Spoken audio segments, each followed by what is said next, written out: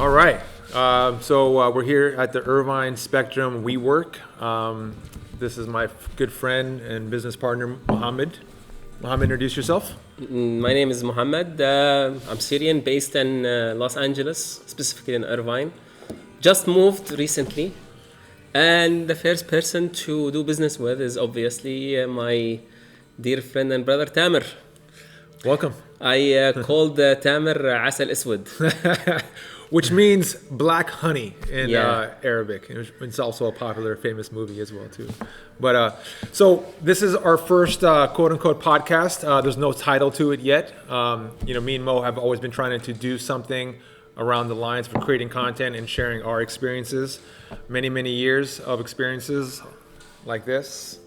So we think that we can learn from each other, and also we can, help teach the people that are watching. So today's first episode here, is titled "Here We Go Again," and "Here We Go Again" is another startup.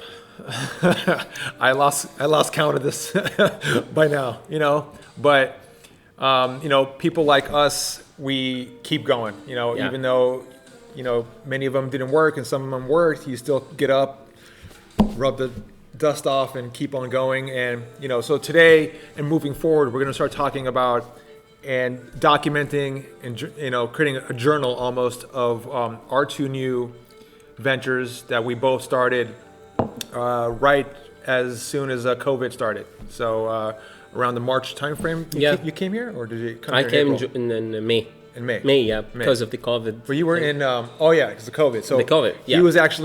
he comes from Dubai. Yeah, He was stuck in Dubai for many months. 6 months. 6 months. Actually, Or- 5 months and yeah. 27 days, Yeah. to be specific. Okay. But you were really stuck there for like 2 months during COVID, Yeah. right? Where yeah. you couldn't even leave. There's no there was airplanes. curfew, nothing. It's just, Yeah. So the first airplane, I think the first day. The first one who booked an air ticket to the US was me. Wow. So Seriously, he was to probably- Chicago. Wow. So he was probably on the airplane by himself, but he made it here. Yeah, I left the made whole it. family back home just to pursue his dreams here in California, the United States, in a bigger picture. But so, like I was saying, we want to journalize and document our journey in our new startups. Mo, you can start off talking what you're doing here. Yeah, thank you for the introduction. I've been back and forth to the US for the last 15 years. Decided to migrate 2 years ago, made my first move to Texas, and do not dare to ask me why. It's just happened. Things happen in your life. I just thought that it would be a better place to raise a family.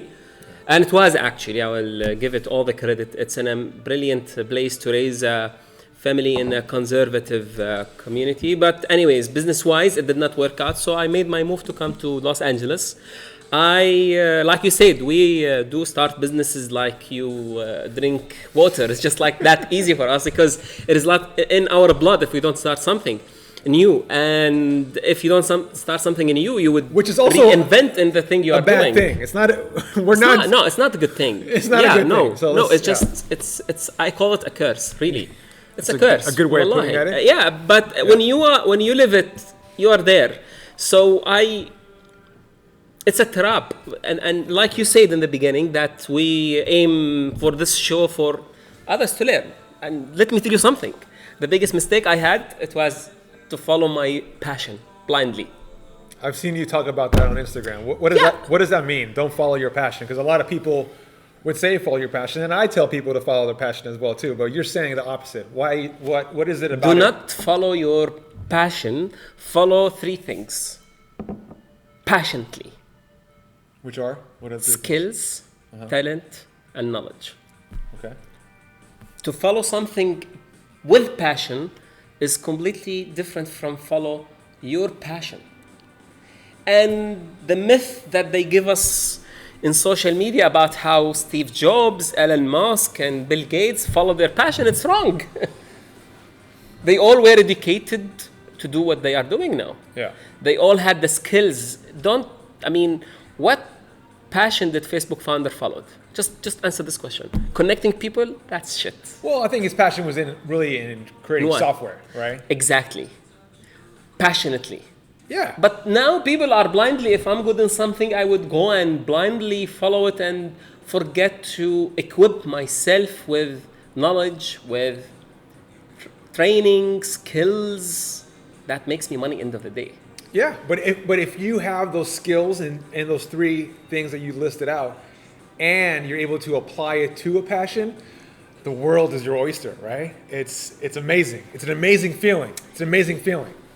I've had The problem opportunity. that you You've become done the same thing. you become attached emotionally to your business, and that's the biggest challenge you would have. Your business become like your son or daughter, something that you would start taking decisions in emotional level. You start taking decision on a personal level, and you will harm your business.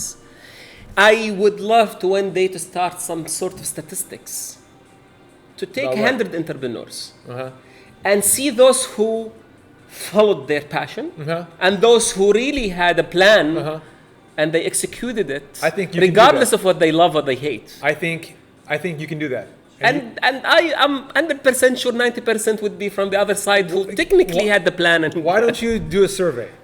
You're in a WeWork. There's already 100 entrepreneurs in here every day. Talk to them. The Get a ecosystem, survey. the ecosystem love of to know- WeWork, the I would love to know ecosystem that. of WeWork mainly are those who are just starting up or those who are trying. No, I want to survey those who had made it actually Okay. for our 20 plus years successful business. 20 plus years. That's, Yeah. I mean, come on. Exactly, that's what I'm saying. And yeah, so there is a thin line between defining what does follow your passion means, because I'll tell you one thing. 90% of those who say this sentence on Instagram and social media are people who never started a business. Wallahi, if you look at them, they're just people who are sitting on their bedroom or in their house and giving us all these lessons of how to become successful and all this. And I always reply to them, hey, have you ever hired a secretary? Yeah, yeah. No, I Have you ever definitely- hired or I managed? definitely agree. I definitely agree. There's a lot of people out there just like yap, yap, yap. Exactly. You know? It's the reason why I actually subscribe to YouTube, so I don't have to see any more of those ads of I can make you $1 million. Just sign up for my e-commerce platform. Yeah, so just like I saw a video last night of this guy, I think he's from India, and the title of his YouTube video, how to reach 1 million views for your video without paying. And his video was uploaded 4 years ago and he has 17 views. Well, good That thing, summarized well, good thing he's not teaching you how to promote on social media. that summarized the whole this thing So about. what are you doing now? So what's your venture that you're doing right now? So I spoke to you about this, that I had 5-6 ventures in the last 20 years, and the biggest mistake I have done, and I'm trying to learn from it, is that I started ventures that are, how to put it, not related to my core business. Yeah, like food delivery, e-commerce, autonomous drones. My core business was always communications. You mean to your core skill, not your core business. Your core skill. I have changed. So it's my business. It's a business. It's a number from now on. O2 is no longer a baby. It's a number. What is O2? It is a business now. It has to make money. But what is O2? What does O2 do? We are a digital communications agency. So now the new position of O2 is the disruptive communications agency based in Los Angeles and Dubai. Nice. So what we do actually, we help clients to migrate their business socially and technologically. Okay. Transform their brand from being a traditional, conventional brand on the net to more a social engaging brand, and then transform their digital presence from being an outdated and just a static website to a more immersive Nice. website. Nice. Be it you do e-commerce or not. So the myth that I am trying to correct, those who don't sell e-commerce and something online, they think they don't need to be digitally present. And that's wrong. Whenever you want to make a decision, even if you want to buy something offline, you will start by searching online. Yeah. So this is where we really come in place. And somebody actually, I heard this quote, this phrase this week on CNBC, and they were talking about the rise of e-commerce. Right? Some guy said, "All commerce today is e-commerce." You know, and I sat there and I was like, you know what? That's the truest thing I ever heard on this network, because today everything is electric commerce. Exactly. Even if There's no such thing as commerce your and customers e-commerce. buy offline, Yeah. they still make the decision. Everything is e-commerce. Really? Everything is e-commerce. There's Even a when I go funnel. to buy It goes something through a from funnel. Home Depot, Yeah. I start by researching online. It's a funnel. They and professional marketers like yourself know Yeah. that funnel. There's the top of awareness to the transaction itself. Yeah. But regardless, there's always a digital footprint. You know. Yeah. So this is exactly what O2 does. This is our core business. I have in the past 5 years pivoted from O2 and started several businesses. Now I have realized it's time for me to really realize that to focus on my core skills. Nice. So now it's your turn. I know that you are one of those who loved COVID-19. It's now becoming No, your no. business. I don't love COVID-19. But there was a quote that I read. I think it wasn't you. Somebody posted it. It was like, "I will never let a disaster go to waste." Right? Again. I will never. It was actually by Rockefeller, right? One of the Rockefeller, which is a very famous old wealthy family from like the old times, and they said, "I will never let 1 second. a disaster go to waste." Right? And I'm sure I'm probably doing that quote completely wrong. What is it again? The quote is, "I will never let any disaster go to waste." And that's exactly what I'm doing here with PWT. So with that being said, the quick story to it is that early in March, I noticed that going out to restaurants and so forth, I saw a crazy amount of anxiety amongst people. One particular That's in story. March. Yeah, early April, March. yeah. When it first, before the lockdown was about to happen, I would go to a restaurant and I would see like people yelling behind the counters of the restaurants. "How come he's not wearing a mask? How come is this?" And then everybody got all afraid. I was like, "Oh my God, look at the anxiety here is insane." Like a business will never recover from this. I don't care what business you are at. If you're unless you're not a e-commerce business where you don't got to touch somebody, like you're completely screwed. So the solution to that, or the solution that I thought was the answer to this, was that if we make everything completely transparent in terms of all the employees, that they have been temperature checked, they're not ill, they're wearing their masks, they're doing their gloves, everything that the CDC is saying to go and do. So what we ultimately built was how I say today, it's a compliance in a box, right? And pretty much what it is, you select if you're a restaurant, a salon, whatever that is, and we already know what the CDC guidelines are for your business, and we completely, within seconds, tailor it out all for you. So how does that walk me through? I sign up. What happened? So you sign up. The only way you can sign up is that if you're actually registered with Google, right? So we have integrated Google API, which is like their Google Maps. If you're not on Google Maps, you don't exist, you can't sign up. So you go through the process, you enter your name, Google will find your name, you select your name, and it automatically fills out your address, email, all that stuff for you, and you go next. The next series of questions are what safety protocols are you doing in your business, right? And we have about 30 of these protocols that are very widely used, once again, all inspired from the CDC. We've used them there, and then you tell us what actually is for your business. Like, are you doing the plexiglass partitions? Are you doing contactless payments? Are you doing curbside pickup? Whatever you're doing, you're able to actually list out there. And the same thing goes with the employees. How are you taking care of your employees, right? Once you've kind of gone through that actual process, you sign for it and you vow that whatever I just said is true, right? And your name actually displays on the profile. So you press start, and then you immediately have this online profile of your entire safety protocols that you can share with people. where it gets even more fun, where the technology begins to be applied, is that we have these artificial intelligent thermometers, right? They run off thermal cams.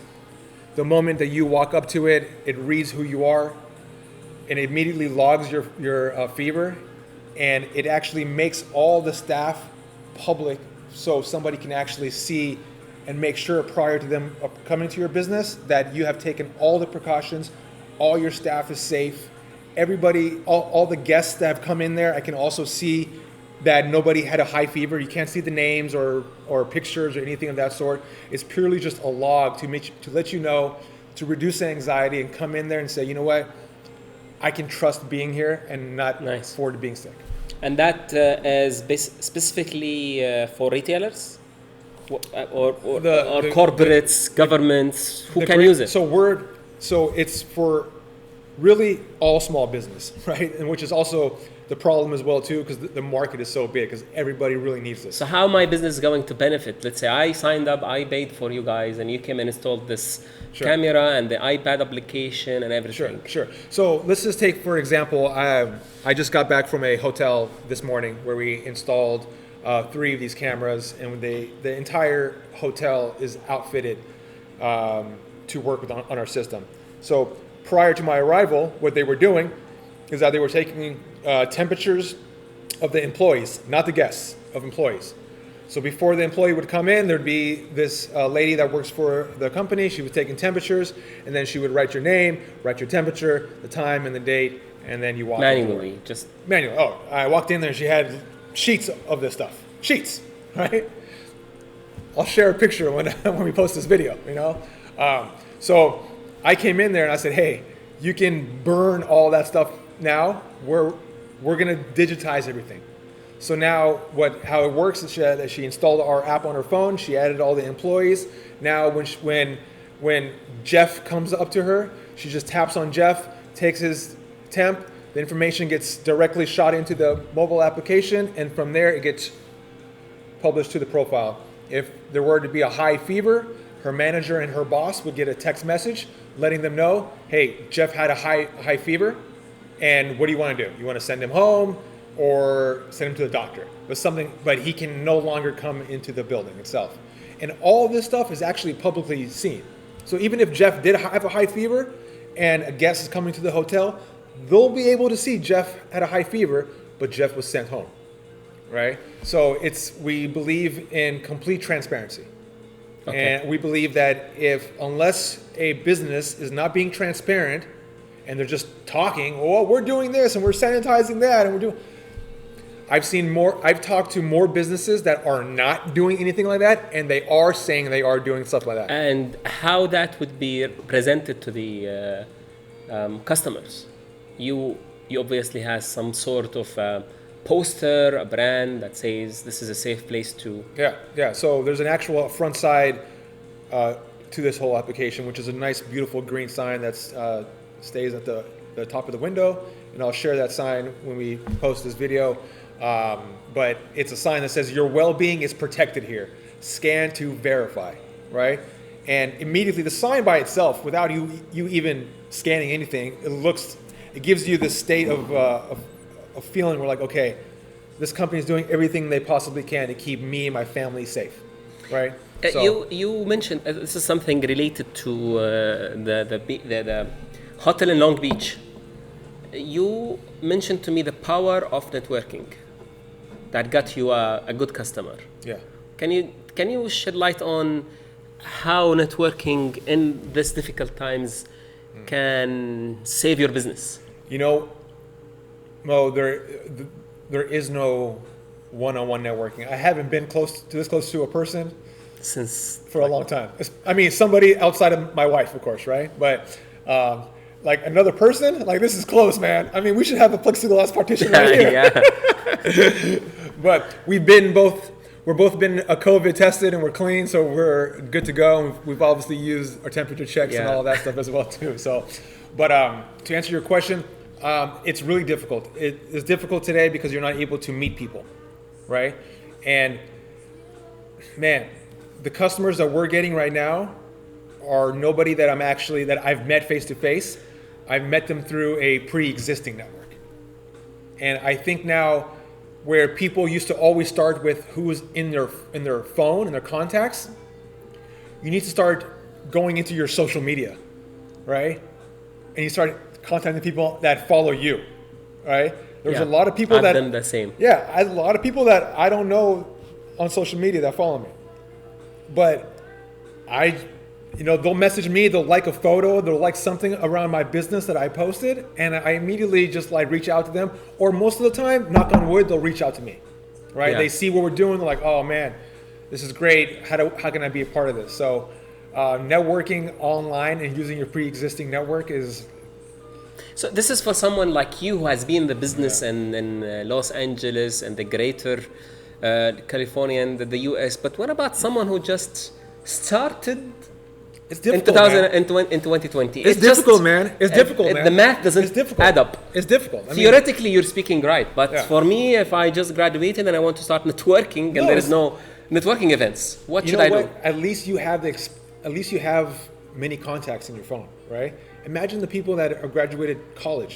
Yeah, so you're saying that start with whatever, even if one phone call Dude, to someone that you or your father knows or your mother or your neighbor, just start somewhere. friends, whatever you're trying to do, there's always somebody that you can get to. Yeah, You just gotta have a plan, right? You have to start somewhere. We gotta have a plan first. Yeah, Right? Like, who do you want to go after? Like me, for the last couple of weeks, I've been trying to find people that work in hotels or know people that work in hotels. So my content on my Instagram has been around hotels, hoping that somebody would see catch that. up and then Like, would oh, say, "Hey, shit, let's I know talk." this," and then, but not just posting my story, but also saying, "Hey, we're looking for other hotels." Like, in a time like this, to answer your question, you got to be more direct. You got to be more direct. I'm looking for X. But do you agree with me that now we live in the perfect time for someone to start a business? Depending on what the business is, I wouldn't go out there and start something that. I don't know how to explain it. It depends what kind of business. Obviously, online business, yani things that we know. But it's the perfect time because the expectations are so low on him. Yani there are no pre-expectations. But that's If he not. failed, But you know what I mean? It's Yeah, just but he would be free. yeah, but Like, because are you- if he lived in an extremely ideal conditions around him, he might be scared. What if I fail? But now so you're saying the that situation that is you not have ideal. So you're saying if one fails, you have an excuse? Yes. That's a bullshit way of going. You've already lost. You've already lost. If you're going in with that mindset, you've already lost. Why bullshit? That's the You've reality. already lost. You've already lost. That's the difference between me and you. I'm so realistic. That's reality. No. What No. you're talking about is No. that's reality. It make sense and different psychologically on the entrepreneur. Trust me. I'm telling you, man. I go into things. I would just go and do it if I fail. It's like that. It's like that whole analogy, half glass full or half glass empty, right? And it's just like, come on, when you're starting your autonomous delivery and all that stuff here, you never went in there thinking you're gonna fail. You're like, I'm gonna go in there and I'm gonna fucking And I'm crush it. still determined to make it happen. Today? Of course, not today, but Well, it's still in the plan. yeah. Still in the plan. Because that business is not mine. I run it for my daughter. Because when she is 18, when she finishes school, that would be 13 years from now. 2033. So by that time, autonomous drone delivery will be mainstream. So I'm doing something for her future. Okay. Yeah. That's a interesting way of looking at it, Yeah, of course. I So- don't want it to work now. So are you gonna start it? When do you plan on starting it? Now, because it's gonna take at least 5 years for the industry to be regulated for commercial uses. So now the industry is highly regulated, yet does not allow commercial use of the autonomous technology. I don't think that's anywhere doing that. Even the States, right? No, Because I mean, neither. Amazon's been talking about it for a long time. Yeah, because they Everything is set up in Amazon. They tested it in UK, by the way, and Australia. But when they come to implement it, they can't actually because the whole industry isn't commercially regulated. Yeah. So the only way for this industry to be regulated is if Elon Musk decided to go into it, because Elon Musk don't wait for government to regulate something. He just made a boring company and he just made this tunnel from Los Angeles to Las Vegas, right? Without even going to the government. He just started boring the, you know what I mean? Yeah. So I need someone with this mentality. And well, I hope I would. Jeff Bezos is set for that already. Huh? You know? Jeff Bezos is already set up for that. For what? The autonomous delivery. I mean, he's already is- a shipping company, He is. a logistics company. He has this also space company, the blue whatever. Yeah, but that's in the space. He has. That's something- the difference between Elon has- Musk and Jeff Bezos. That's- Well, Jeff Bezos is a logistics guy. He figured out how to deliver millions of packages every single day. You know what I mean? Like, Elon Musk can't do that. But he's not a disruptor. Who? Jeff Bezos? No, I Oh, don't no think way. he's a disruptor. It's different. It's completely different talents. You know, one. If I were to say who has disrupted the world between Elon Musk and Jeff Bezos, Jeff Bezos by like Elon Musk is a distant number two. There are way more Amazon customers than there are Tesla customers. But or, you know. can't.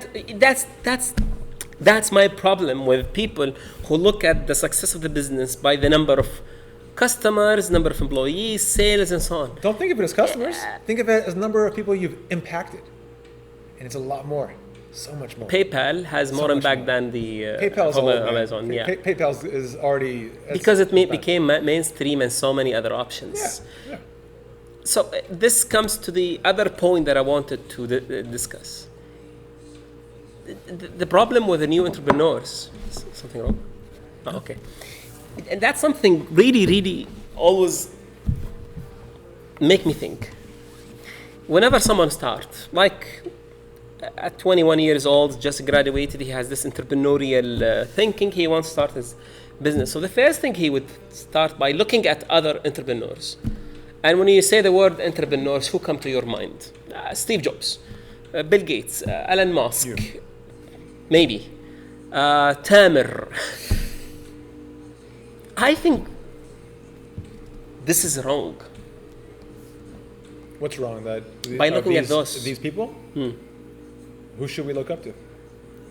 Look at someone which I call micro entrepreneurs. What's that mean? Someone who has done something in the industry you are in. So if I am in, let's say, social media, I would look at Gary Vee, for example. Who's bigger than Gary Vee? For example, I'm giving you. Yeah, but that's not a micro. When I say micro, doesn't mean he's small. He's more related to my industry. Okay.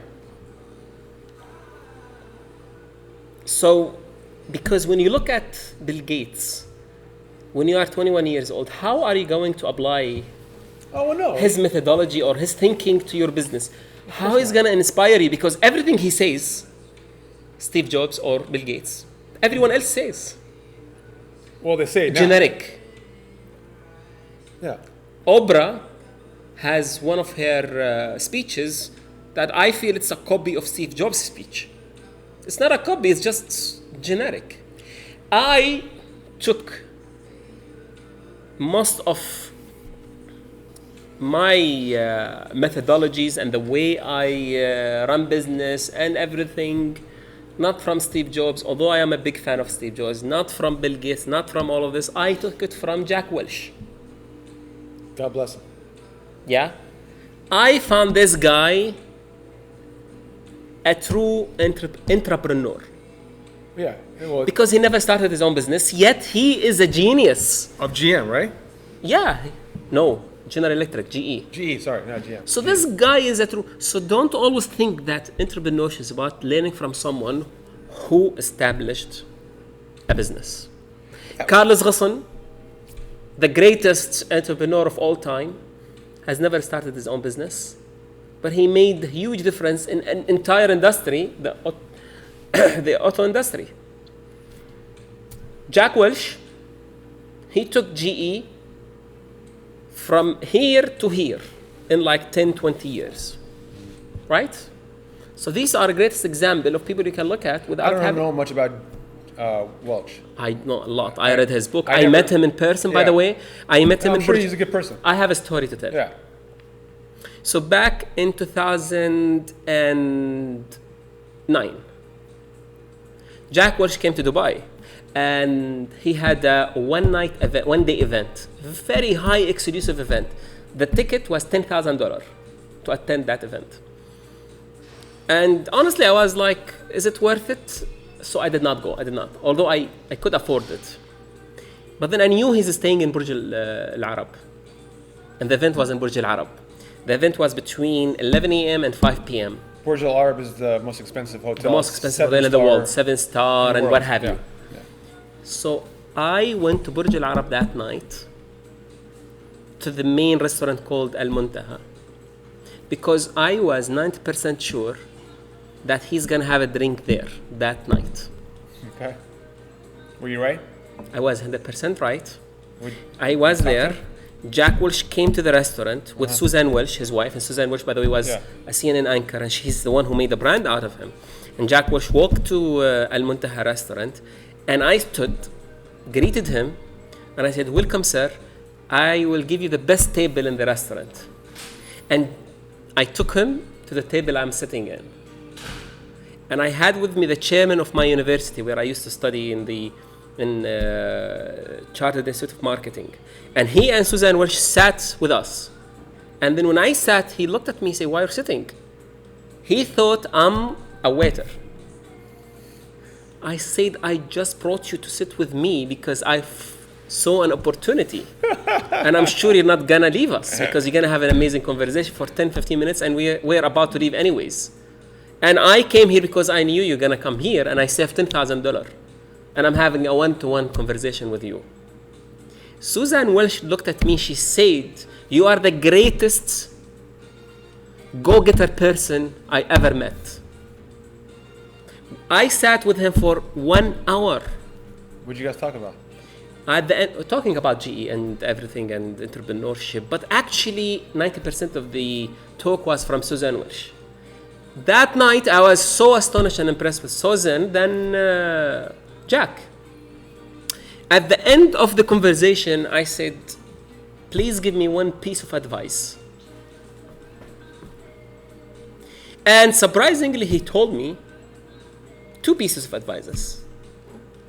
The first, don't follow anyone. Because I was telling him how I read his book, it's called The Snowball Effect, and how I'm following his steps to establish my business. He said, don't follow anyone. You know why? Because he did not follow anyone. So it's weird to follow someone that he did not follow anyone. So I said, so how I'm gonna make it? He said, make it your own way so you can celebrate it. Make it your own way so you can celebrate it. Yeah, I mean, okay. I mean, I'll send you a picture of me No, and Jack no, Welch and that's a Suzanne Welch so you that's a can put great- it on the that's a video. Great story, you know. And I think we should have an episode just on Go-getters. not only go-getters, but what he told you is not to follow anybody. Yeah. Because I can argue that as well too, right? I can argue that it's a very broad statement. Don't follow anybody. You know. So you just answer this question.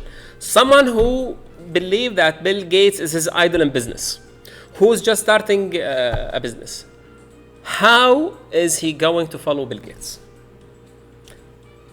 Technically, logically, Well- on ground. Well, someone like Bill Gates is actually easy to follow because he's been How? around for so long, and he has just so How? many there's just so much information, stories, et cetera, that have been about him, right?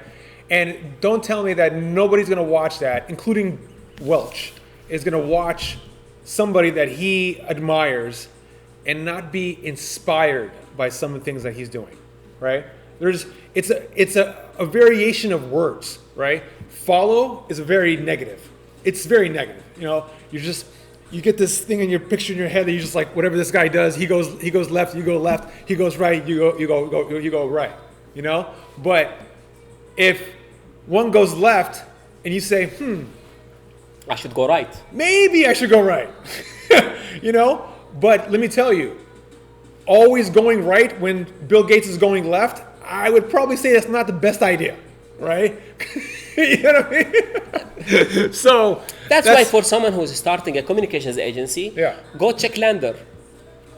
check what? Lander is the largest, and he's the guy who established the first branding agency in the world. And he's a good story about Lander. Lander started the first branding agency ever. What year was that? In the 1940, 30, I don't know, Okay.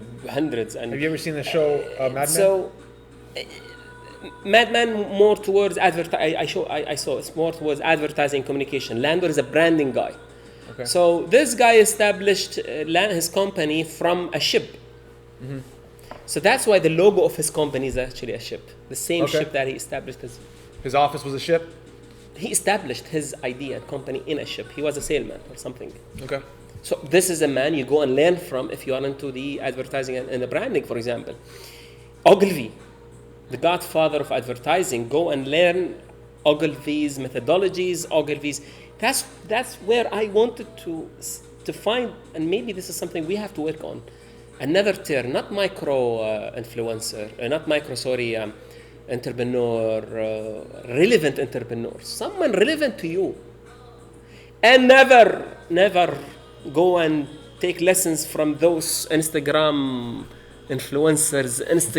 I don't know when I give them a name. They come to my nerve actually when I watch them. And I sometimes comment to them and I say, hey, you're talking about how to manage business. I ask him, have you ever hired a secretary or a graphic designer or any employee ever? Have you managed? A few books. Have you managed? Yeah. Well, I mean, everybody. You can talk, Yeah. but please don't advise, don't give plan. You can talk in general, you can give stories, you can give example, because this is how, because I'm contradicting myself, because people teaching in schools or universities never establish their business, but these are teachers. Yeah. They just teach you how, but they don't command you. They don't keep selling you this follow your passion shit. Well, that's school, right? And that's why school is a very dying way of learning today. No, right? I disagree with you. You think school? I disagree with you. What's so exciting about school today? Because what can you learn in school other than the social aspect? You don't know it. It's something that you would never You would never know the value of the school until if you haven't been to What's school the value? completely. What's You the have- value? Other than the social value. Now, Other than this, do you want to convince me that Tamer would be the same Tamer if he has never been to school from grade 1? No. I'm not talking about that kind of school. University. Cool, Mo. Well, Where is my pen? There's this plane. Yes. This plane is about to take off, and to signify our first episode being completed. Yeah. There it goes. There it goes. Thank you guys I'm in for landing. watching us. This is just number one. We'll get better. We'll get more concise. We'll get shorter. We won't just ramble on. But it was good. It was good. Thank you, Tamer, All right. because you're the one who came up with the idea Hey, and no. persisted and No, you we're gonna do it. brought me all the way. We tried to do it Yes. from Dubai, but because it's Yeah. the technology So is... Dubai Dubai tries to front that there's some like magnificent technology of a Gap. a country, you know, but you can't even make a phone call through Skype, right? Or most voice over IP services. So it was very difficult for us to do this in Dubai. But now that he's in Irvine, we'll be doing these more often. If they're not in physical, they'll be in virtual. But thank you so much. Episode 1 in the books. All right. Thank you.